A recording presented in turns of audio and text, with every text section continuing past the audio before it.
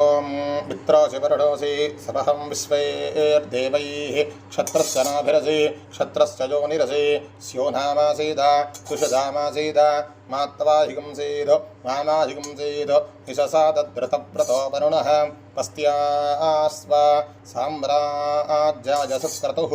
देवश्चित्वा सपतः प्रसवे अश्विनोर्बाहुभ्यां